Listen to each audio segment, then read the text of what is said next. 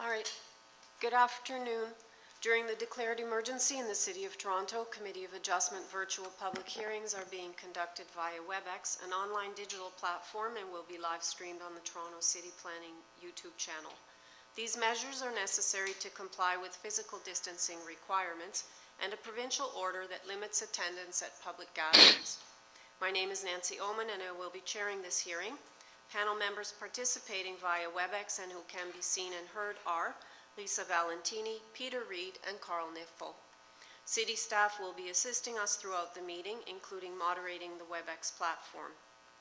Agents, applicants, and other interested parties participating in this virtual hearing registered in advance and will be connecting through WebEx using a compatible electronic device. Their participation will be through audio only. We acknowledge that the land we are meeting on is the traditional territory of many nations, including the Mississaugas of the Credit, the Anishinaabe, the Chippewa, the Haudenosaunee, and the Wendat peoples, and it is now home to many diverse First Nations, Inuit, and Métis peoples. We also acknowledge that Toronto is covered by Treaty 13 with the Mississaugas of the Credit. In accordance with Sections 45 and 53 of the Planning Act 1990 as amended, this meeting of the Committee of Adjustment for the City of Toronto is called to order. The Committee of Adjustment considers applications for variances from the provisions of the zoning bylaw that apply to the property, permission to extend or alter lawful non-conforming uses, and consent to sever property to create new lots. Anyone who wants to receive a copy of the committee's decision for an application must submit a written request by email to the general email address for the Committee of Adjustment Toronto and East York District Office. Please include your name, address, and an email address. All Committee of Adjustment and TLAB notifications as well as appeal updates will be sent by email only. If you do not agree with the decision of the committee, decision may be appealed to the Toronto Local Appeal Body known as TLAB, or in some limited circumstances to the Local Planning Appeal Tribunal known as LPAT. Appeal instructions will be set out at the bottom of the committee's decision. Participants who have registered in advance will be connected to this virtual hearing and will be muted automatically upon entry. When your item is called, each participant will be unmuted by the moderator, one person at a time. I will call each item in the order listed on the agenda. Where an application is uncontested, the agent or applicant will proceed with his or her presentation if required, and the committee may ask questions and or take the matter directly into committee for a decision. Each speaker, including the applicant or agent, will be given a maximum of 5 minutes to address the committee, and I will comment when you're reaching the 5-minute mark. When addressing the committee, please speak slowly and clearly state your name and address. Please confine your remarks to the matters outlined in the application. Where required, the applicant or agent will proceed first with a presentation of the application. Then, individuals either in support or opposed to the application will be invited to speak. Committee members may ask questions of each speaker after they have completed their presentation. When all speakers are finished, the applicant or agent will be unmuted and will have an opportunity to rebut only those issues that were raised by the speakers. This will mark the end of the discussion, and the application will be taken into committee for a decision. Please note, the committee may not entertain revisions to proposals at the hearing today. The committee may decide to defer the application if substantially revised to ensure the revised application is accurate and that all those entitled to notice are informed of the changes. Members or staff, do you have any interest to declare in the items this afternoon? No, Madam Chair. No. Okay, seeing none. Madam Deputy Secretary Treasurer, are you aware of any requests to withdraw or any deferral requests? No, I am not, Madam Chair. Okay, thank you. Okay. The first item is 283 McRoberts Avenue. We have before us a copy of the plan of survey, site plan, floor plans, and elevations. We have previous decision that affects the subject property, correspondence expressing concern from 281 McRoberts, and correspondence in opposition from number 286. And I believe that the owner of 286 is speaker? Sorry, yes, that's correct. Okay.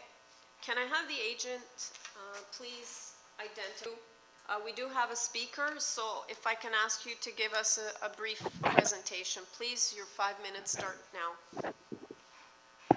Sure. We are applying for 3 variances. The first one being a front yard setback from 4.42 to 2.16, a side yard setback variance from 1.2 to 0.37, and the third variance being the roof eaves projection from 0.3 meters to 0.07. In general, the intent of the application is to infill an existing second level terrace in the home.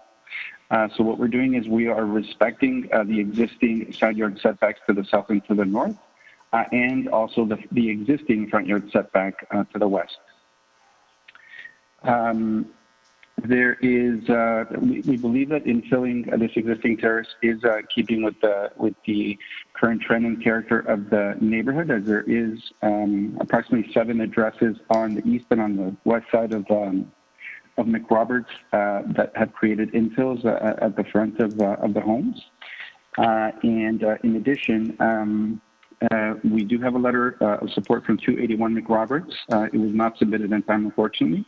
The 283 McRoberts letter of support has been submitted, and we just a note, we are not putting any windows on the side wall that's facing that property, so we're respecting that.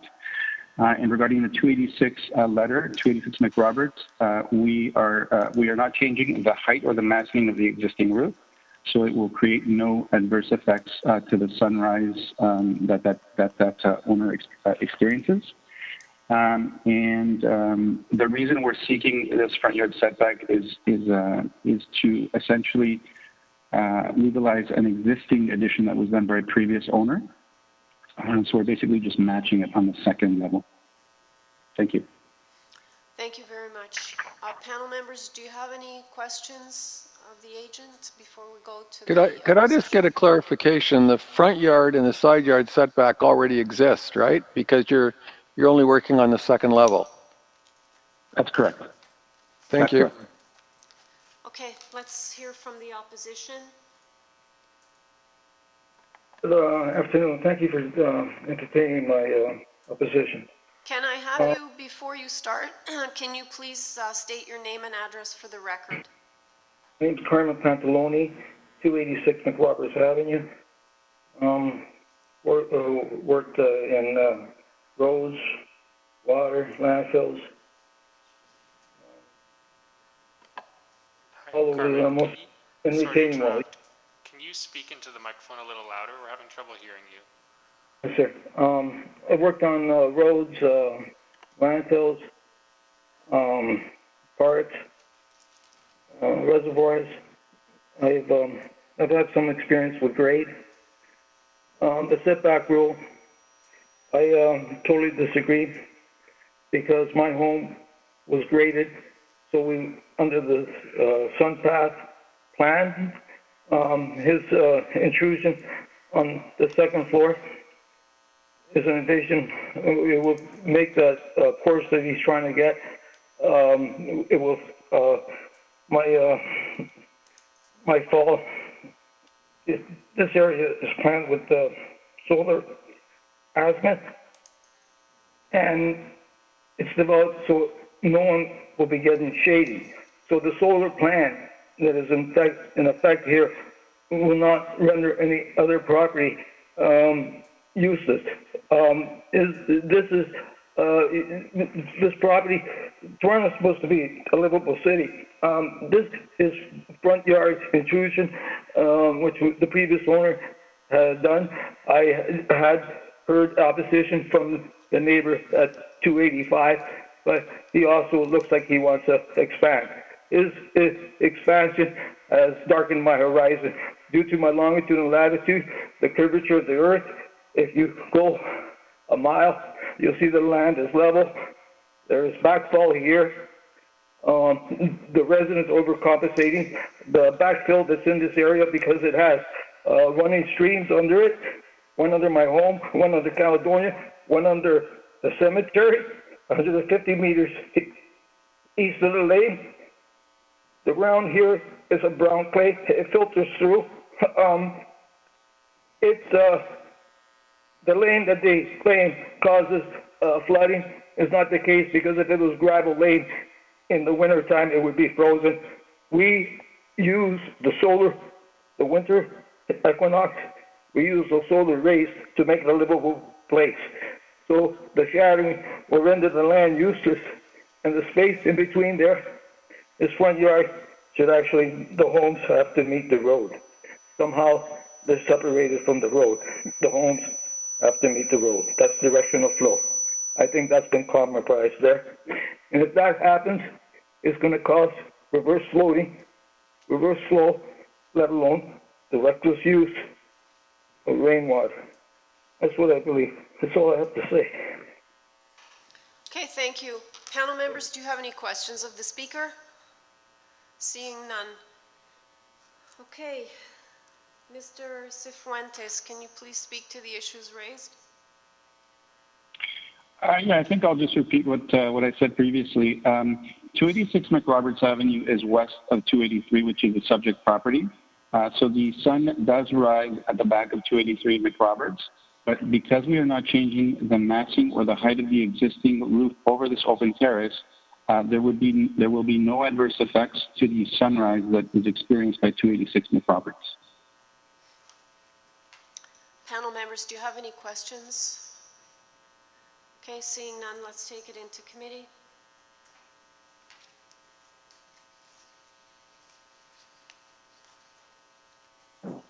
I'm happy to move a motion on this. I think it's a very, very minor application, 20 square meters or so, enclosing a second floor terrace. And I can see, as the applicant has outlined, I don't see any negative impacts coming from this newly enclosed space. So for that reason, I move to approve with no conditions. Okay, do I have a seconded by Mr. Niffel? Okay. Motion to approve the application, moved by Mr. Reed, seconded by Mr. Niffel. All in favor? The application has been unanimously approved. Thank you. Item number 20, 381 Armadale Avenue. The committee has before it a copy of the plan of survey, site plan, and floor plans. Staff report from the manager of transportation, enforcement, parking. Similar to the reports we saw this morning, that they don't object to maintaining the front yard parking space. It's currently licensed to the property owner for one front yard parking space, which is partially situated on the front yard as well as the city boulevard, and any alterations must be approved by the permits enforcement parking section. We have two form letters in support from number 383, which is adjacent, as well as number 384. Do I have the agent on the file, on the line rather? Ms. Pan, are you there? Yes, I am. Okay, can you state your name and address for the record, please? Yes. Good afternoon. My name is Pamela Pan. My address is 16 Rexford Road. Okay, panel members, do you need a presentation? No. Do you have any questions? I have one question. I wasn't able to see the addresses on the houses that I was looking at. Is this enclosure, has this already taken place? Because the one that I believed was your house has already got a front yard and a front porch enclosed. Or have I got the property next door? Yes, actually, it is correct. It is enclosed porch. It is existing. Okay, thank you. You're welcome. Any further questions? Okay, let's take it into committee for a decision.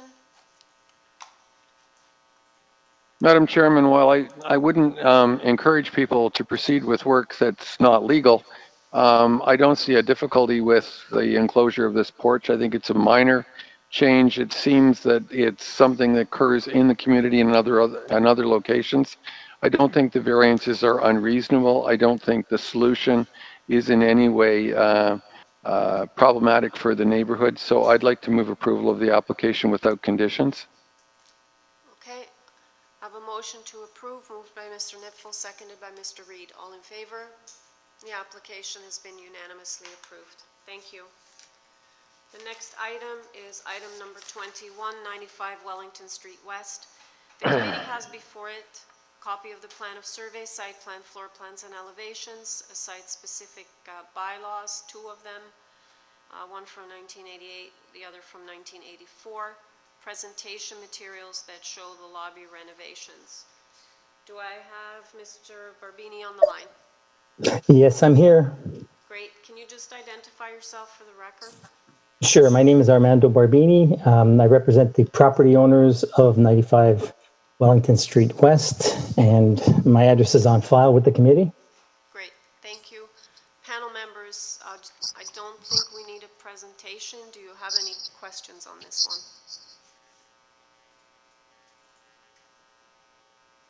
Madam Chairman, if no one has any questions, I'd like to move approval of the application without condition. This is a remarkably small application. It's regrettable that it even needed to be dealt with by committee. I don't think that there's anything about the application that is going to create a problem. They're reasonable improvements to an existing building, and I support the application, obviously, and move approval. Okay, so I have a motion to approve, moved by Mr. Nipfel, seconded by Ms. Valentini. All in favor?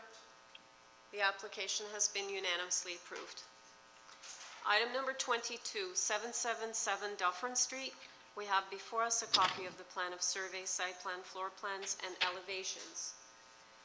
Okay, do I have Mr. Das on the line?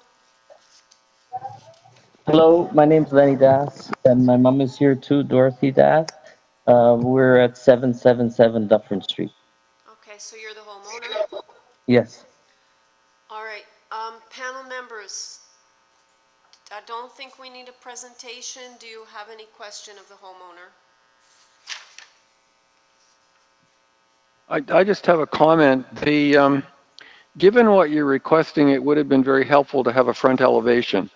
I realize that we've got a partial drawing that shows the garage, the level of the garage below the existing building, but we don't actually have a drawing that shows what this particular site, this particular property would look like with the proposal.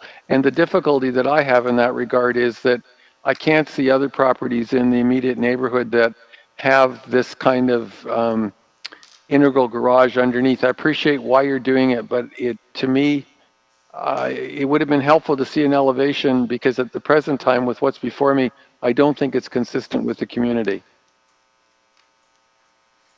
Okay, any other questions, panel members?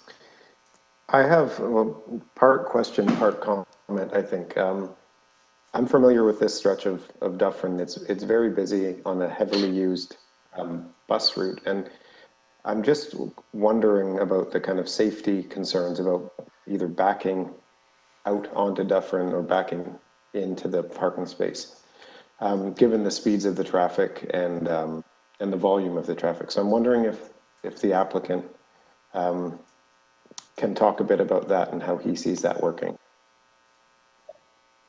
Certainly. Dufferin is a 40 zone, and we would only back into the parking, and we don't only be driving out. The slope is very light at 10 degrees, and there's adequate visibility on either side. There are similar structures to this, though, on Dufferin, just south of Dundas, with parking that descends into below the home.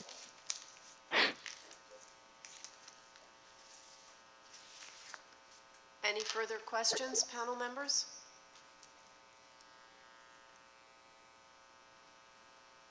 No? All right, let's take it into committee then. Any comments or a motion?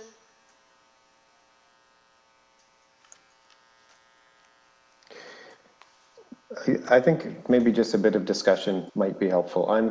The safety concern is one thing for me, but I'm also pushed a bit the other way because I think this house does not have access via a laneway from the back. So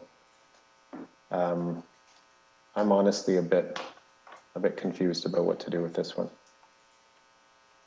I'm sympathetic with what the applicant's trying to do. I have concerns with the safety issue, as Peter does, but I also don't think it's consistent, certainly with the immediate neighbors and in this stretch of the street. I would be concerned if this, particularly with Peter's comment about the traffic on Dufferin, if this became a precedent and many other properties adjacent followed suit, I think we would have a serious traffic problem. I don't support the application. I have seen nothing here that would sway me in the other direction, and I feel bad about that because I think that having this parking for accessibility is a good idea. I just don't think this is the right location for it.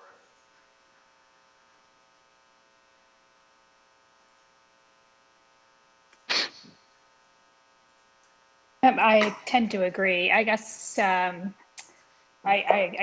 mean, I have no other additional comments to add. You both have stated the concerns, and I was a little bit surprised to see no comments from staff. I mean, normally it looks like a reverse slope driveway are usually not things that staff are on board with. So I'm not sure why we haven't received feedback about the reverse slope, but I mean, that's minor in comparison to the safety concerns, I think, and the fact that this does not fit in. So I also don't support the application, even though I would, you know, I see the merit to the reason why they would be making the application. Okay. Well, Madam Chairman, to move things along, I'd like to bring forward, or I regret to bring forward a motion of non-approval. I'm unable to support this. I don't think it's consistent with the neighborhood. And as Mr. Reed has indicated, I think it potentially introduces a safety problem. Okay. I have a motion to refuse the application, moved by Mr. Nipfel, seconded by Mr. Reed. All in favor? The application has been refused. Thank you. Item number 23, 54 Hampton Avenue. We have before us a copy of the plan of survey, site plan, floor plans, and elevations, previous committee decision affecting the property, planning rationale, including a map as well as photos prepared by Asquith, and 5 form letters in support from residents on Hampton Avenue, including both adjacent property owners. Okay. Heather, are you on the line? Yes, hello, this is Heather Asquith, Asquith Architecture, 349 Carlaw Avenue. Panel members, I don't think we need a presentation. Do you have any questions of the agent? Seeing none. Mr. Niff? Madam Chair. Go ahead, Lisa. Oh, sorry. Madam Chair, I was just going to say that this one, in my view, is a very minor application. Yeah. It's a very small rear third floor addition. I don't see any impact on neighbors. And in fact, the existing FSI noted as 0.72, and they're asking for 0.73. So this is very small indeed. So my motion is for approval. Okay, motion to approve, moved by Ms. Valentini, seconded by Mr. Nipfel. All in favor? The application has been unanimously approved. Thank you. The next item is item number 24, 545 Crawford Street. We have before us a copy of the plan of survey, site plan, floor plans, and elevations, as well as a 3-signature petition in support from both adjacent property owners, as well as number 558. Can I have the agent please identify himself for the record? Hello, can everyone hear me? Yes. Yep. Can you identify yourself for the record? Yeah, sorry, my name is Gregor Chodnik. I'm the agent of charge, 1555 Hague Boulevard, Mississauga. Okay. I don't think we need a presentation. Panel members, do you have any questions?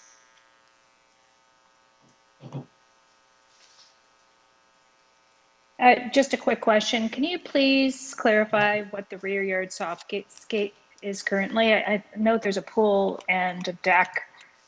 Is it already under the existing or the required? So our rear yard softscaping is an existing scenario. It's not under already.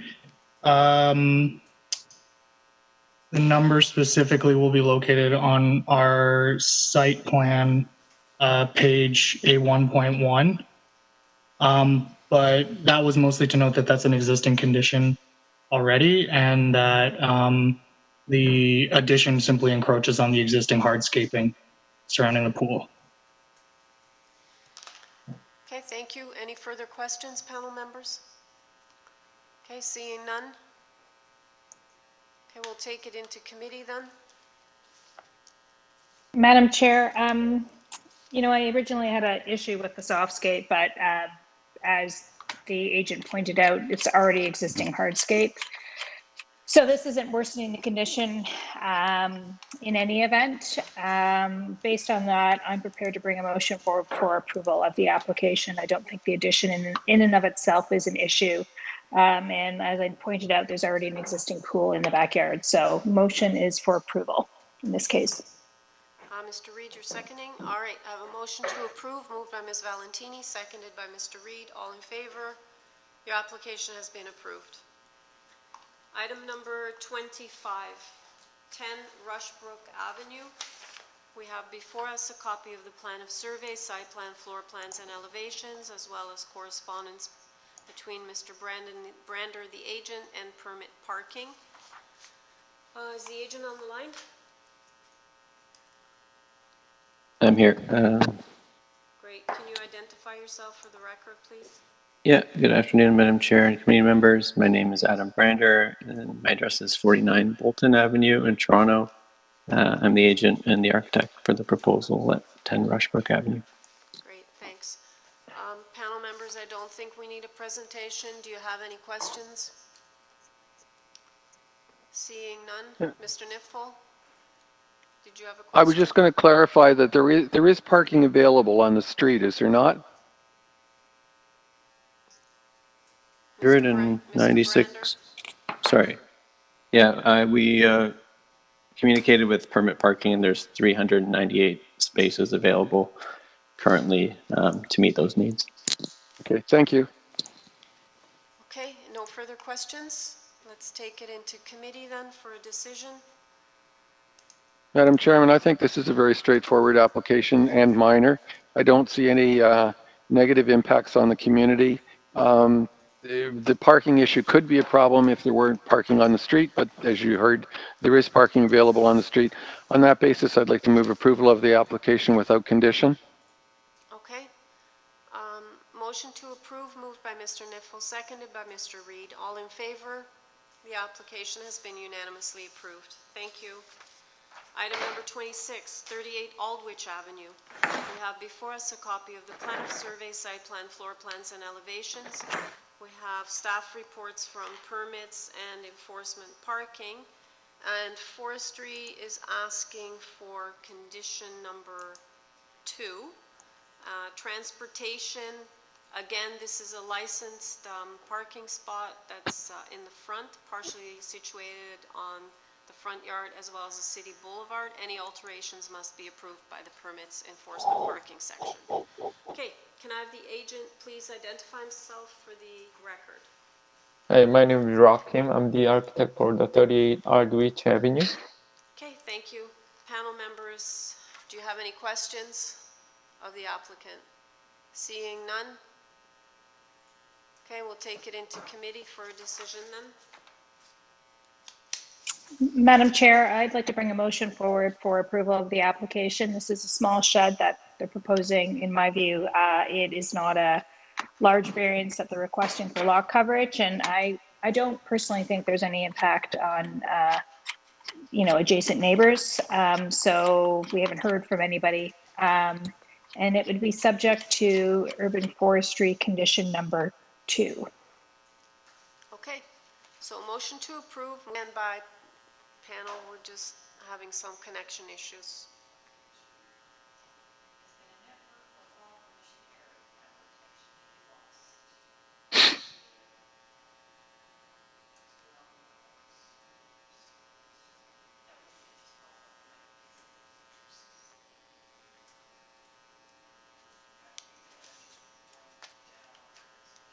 Hello. Can you hear me now? Yep, we can. My name is Craig Ritz at CAR Design Studio, 53 Chauncey Avenue in Toronto, agent for the owners. Great, thanks. Panel members, I don't think we need a presentation. Do you have any questions? Could you tell me what the current rear yard soft landscaping is? Currently 20.4%. We're proposing 16.1 with the changes. Okay, thank you very much. Any further questions? Seeing none, let's take it into committee. Madam Chairman, I think that this application is clearly an improvement to the existing condition. It's a good solid garage. It is only detracting from existing landscaping by a very small portion. I can't see that there's a negative impact on the community or the neighbors. And I'm pleased to move a motion of approval without condition. Alrighty, motion to approve moved by Mr. Nipfel, seconded by Ms. Valentini. All in favor? The application has been unanimously approved. Item number 28, 82 Glendale Avenue. We have before us a copy of the plan of survey, site plan, floor plans, and elevations. Supporting map from Natalie Maurice, the applicant, that shows similar variances that have been approved in the surrounding neighborhood. We also have a 6-signature petition in support that includes the homeowner number 80 that's adjacent, as well as 5 other homeowners on the same street. Okay. Can I have the applicant identify him or herself for the record, please? Good afternoon. This is Natalie Maurice, and I'm here with John Wood. We are owners and applicants for 82 Glendale Avenue. The requested variance of 82 Glendale is approximately 6 foot by 7 foot, 1-story enclosed mudroom with a small porch. As noted and as said, we have support from actually 7 immediate neighbors, including both the adjacent neighbors to the south, number 80, as well as the north, number 84. Prior to the renovation, there was a porch of similar size on the front, which was removed and replaced with the enclosed mudroom that can currently be seen today and is based on existing condition. There was also a 10 foot by 10 foot back enclosed pantry that we removed altogether, which has ultimately resulted in less overall floor space than the house had previously. Overall, we feel the minor variances noted of the altered detached house are consistent with the neighborhood. They fit in with and enhance the overall community. Okay, thanks. Panel members, do you have any questions of the homeowner? No? All right, let's take it into committee for a decision. I'm happy to move a motion. I think this is a tiny space we're talking about on an existing porch footprint, and there's many other examples in the neighborhood. This can cause no negative impacts. So I move to approve with no conditions.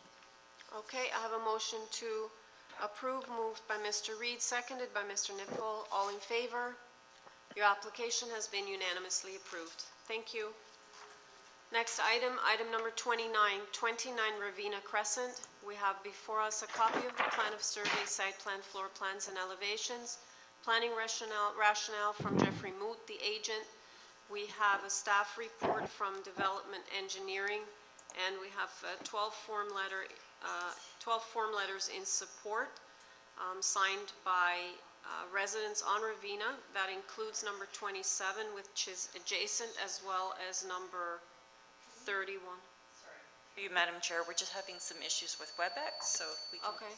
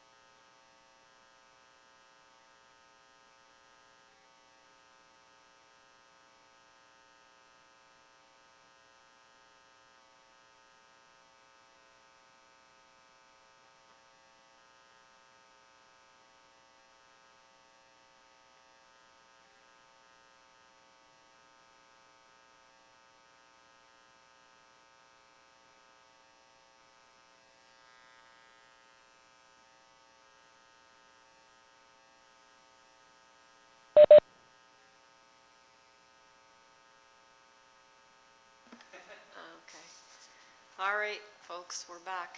Sorry about the inconvenience. So we were dealing with 29 RAVINA CRESCENT. I think I'll just refresh everybody's minds again. We have before us a copy of the plan of survey, site plan, floor plans, and elevations, planning rationale from Jeffrey Moot, the agent. We have a staff report from Development, Engineering, Transportation. They want the carport setback from the original center line of the public lane, a minimum of 2.5 meters. We have 12 form letters in support, including both adjacent neighbors. All right, Mr. Moot, are you on the line? I am. Can you please identify yourself for the record? Jeffrey Moot, Principal, Moot Architect, 139 Carlaw Avenue, agent acting on behalf of the owner. Okay, you're aware of the report, the transportation report? I am. Okay, panel members, I don't think we need a presentation. Do you have any questions of the agent? And actually, just before, if anybody has a question, Mr. Moot, are you able to do anything to meet the transportation request? For us, there may be an opportunity to shift just slightly. It was the 1 meter. Our concern was the impact on the existing backyard, and so we were hopeful that we would be able to construct above the existing parking pad. There's a unilock paving stone parking pad currently on site. Our hope was to limit the amount of disruption on the existing backyard.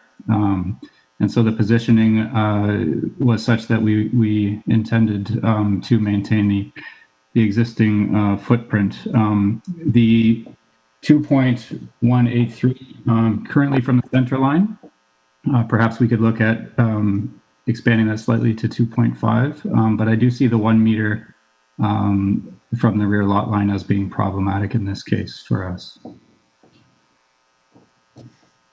Okay, panel members, do you have any other questions? No, I don't have any questions, but just a comment along in that vein. I did note that the property, I guess my concern was the transportation request to have it set back from the center line of the lane.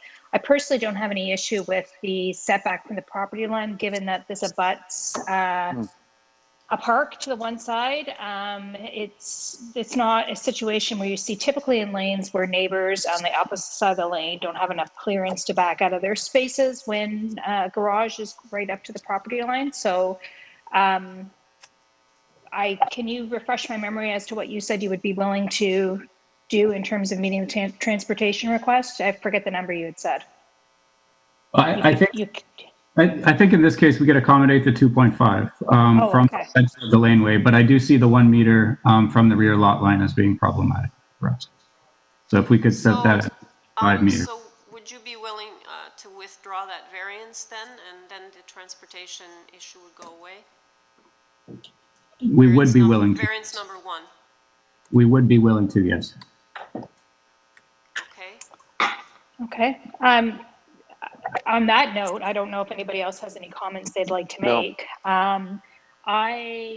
My only concern was the transportation request, because often if they decide to do lane widenings, there's a clear path that way.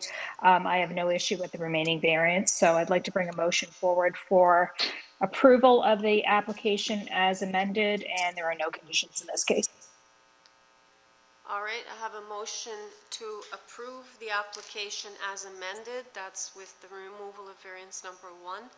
Moved by Ms. Valentini, seconded by Mr. Niffel. All in favor? Okay, your application has been unanimously approved. Thank you. Thank you. Okay, item number 30, 56 Jones Avenue. We have before us a copy of the plan of survey, site plan, floor plans, and elevations. And we have Mr. Moot as the agent again, did a covering letter. And can I ask you to once again identify yourself for the record? Jeffrey Moot, Principal, Moot Architect, 139 Carlaw Avenue. All right, panel members, I don't think we need a presentation. Do you have any questions? Through you, Madam Chair. I think we have someone speaking in opposition of 47 Coveney Avenue. Ah, yeah, you're right. Sorry, I missed that. Okay, Mr. Moot, we do have somebody speaking, can you do a very brief presentation, please? I'm going to start your time now. This is a small multi-unit building that requires 2 minor variances pertaining to a new south side egress strategy. We are required to provide an additional exit door through the south wall, and as such, it has triggered the need for an exterior landing and a short run of stairs down to grade. The stair landing is not visible from the adjacent property to the south, as there is approximately a 6'6" tall privacy fence located between the properties, and nor will it negatively impact specifically the neighboring property to the south. However, I don't see any negative impact on any of the neighbors to the north or any adjacent properties. Thank you very much. Okay, thank you. Ms. Curtis, are you on the line? Yes, I am. Yes, I am. Can you hear me? I can. Can you please start by identifying yourself, name and address for the record, please? Yes, thank you. Georgia Curtis, 47 Cody Avenue. And okay. for your reference, that is the property that is directly west of 56 Jones. So I am on the other side of the laneway that is at the end of the 56 Jones property. Okay, thank you. I'm going to start the clock now. You have 5 minutes. Okay, great. Thank you. I am concerned that this building, it indicates that the construction or renovation was in 2017. Practically speaking, the renovation and construction has continued until now.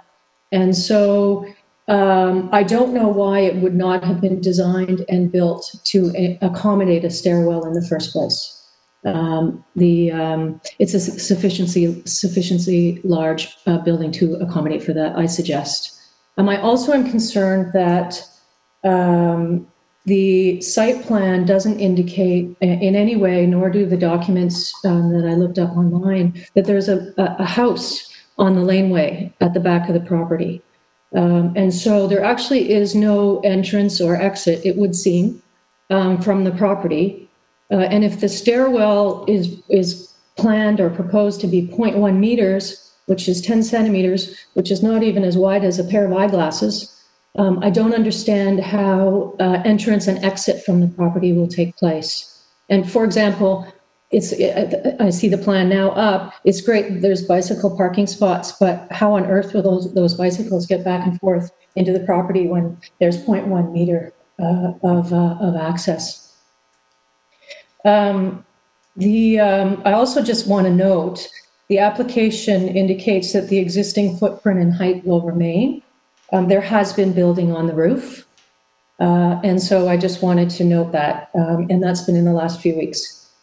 Finally, I think in terms of the application itself indicates that it's a 5-unit multi-unit residential dwelling. And when I look at the fees, it would seem that the fees are for 3 units or less. So I just couldn't understand why that would be. Thank you. Okay. Mr. Moot, can you please address the issues that were just raised? Sure, I can. A couple of points. This particular staircase that we are here today to discuss has been designed such that it would maintain a minimum of 1 meter clearance between the south fence, the south lot line, and the sort of the main south wall of the home. And so as a requirement for the mentioned laneway house at the rear that is currently under construction, that is a requirement for emergency vehicles. And so there'll be a 1 meter minimum access provided between the south wall and the fence to allow for emergency access to the rear laneway suite, and as well as a second exit from the laneway suite out to the laneway. And so this particular staircase has been designed to allow for that egress, which is a requirement for the building permit on the laneway house. The building itself is a 5-unit suite.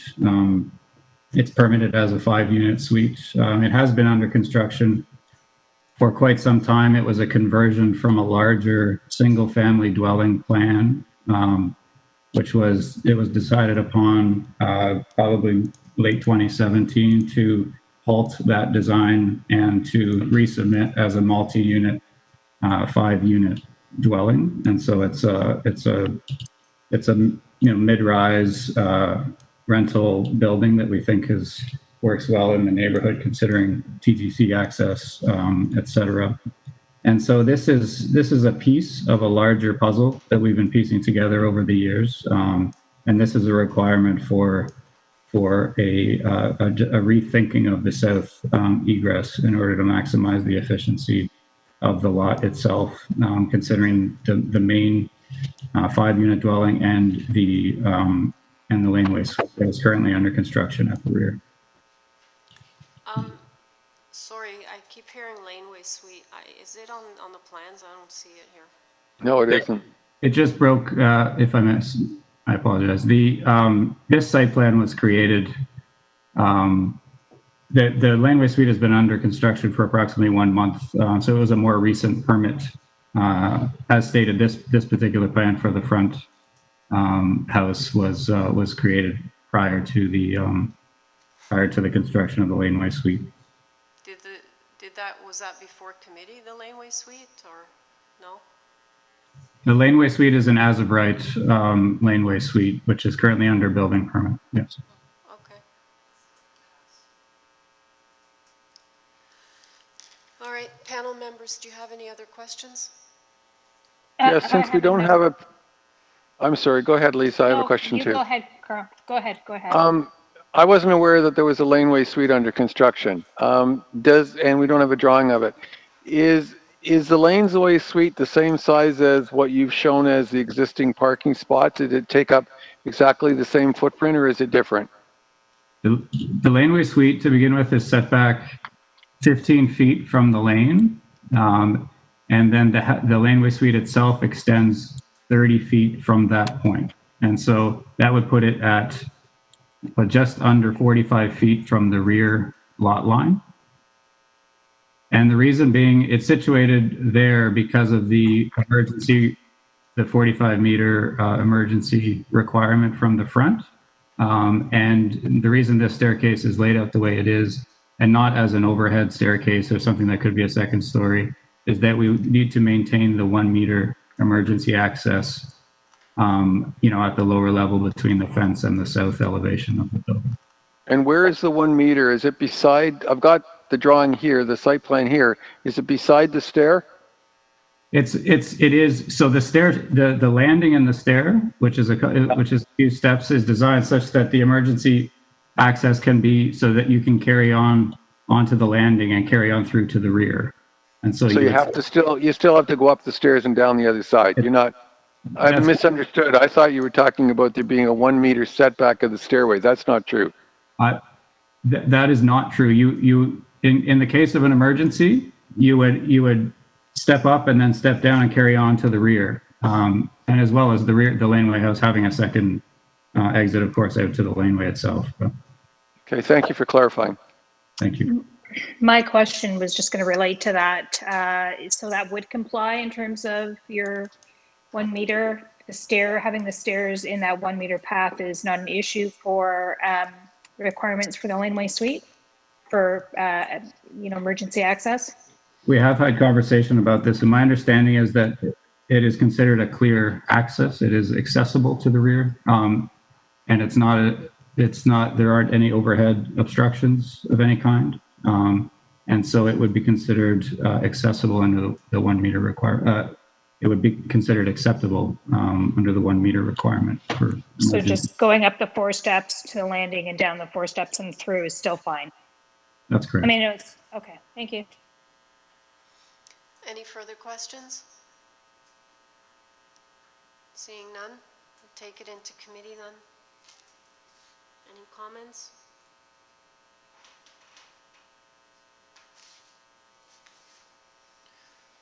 Just through you, Madam Chair, I'm going to just slightly correct the purpose of the application, just to say it's to alter the existing 3-story 5-unit dwelling, because it is a 5-unit dwelling.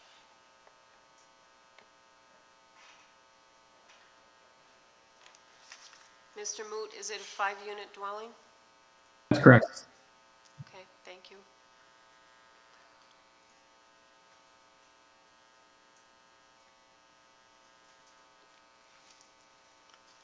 I'll jump in. I think this ended up being more complicated than I initially thought, and I wish that the plans had exhibited the existing kind of proposal for the entire site. And I understand how these things happen, but I think that's a really important part for us to see. The variances we are talking about are just these outside steps, and I mean they're adjacent to a fence and basically a blank wall beside that. So I can't see the steps having any negative impact. The only concern is now the emergency access, but apparently that's fine. So I guess we'll just leave it to the emergency organizations to finalize that. Okay, so I move a motion to approve with no conditions. Okay, I have a motion to approve, moved by Mr. Reed, seconded by Ms. Valentini. All in favor? The application has been approved unanimously. Thank you. The next item, item number 31, 317 McRoberts Avenue.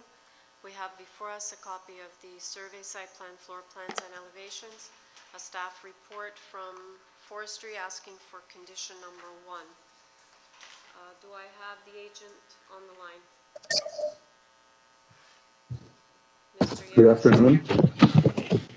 Hi, can you identify yourself, please, for the record? Yes, I'm Albert Yerushalmi from Eden Engineering, representing the owner. Okay. Panel members, do we need a presentation or can we go straight to questions? I don't have any speakers listed.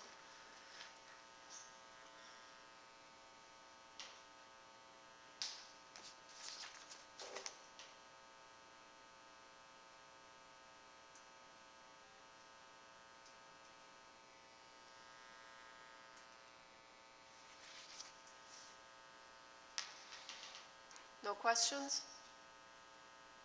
If not, we'll take it into committee.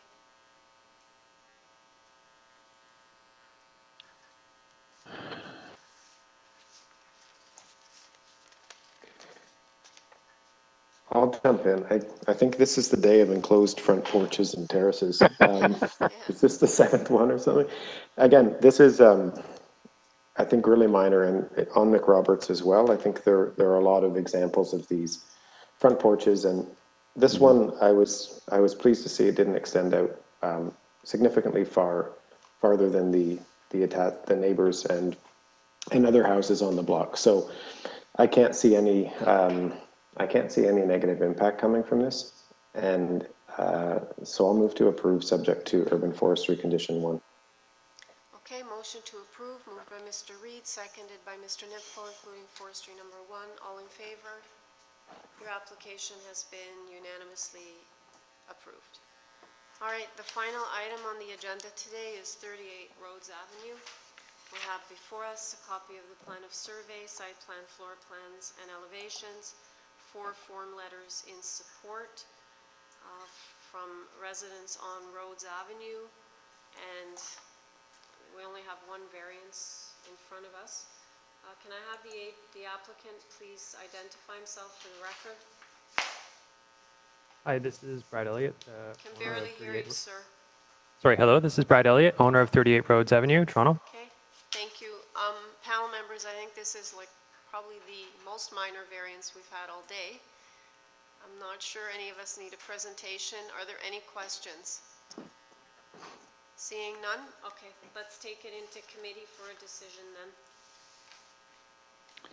Madam Chairman, as you indicated, I agree with you. This is a very minor application. I can't see that there's any detrimental impact in approving this, and I would move approval subject to no conditions. Okay. Who wants to take the on? All right. I have a motion to approve, moved by Mr. Nipfel, seconded by Ms. Valentini. All in favor? Your application has been unanimously approved and committee stands adjourned at 2:45. Thanks, everyone. Thank you. And Thank you. so, are we off mute? Thanks to all the staff. They were great as usual. Carl, don't go yet. Agreed.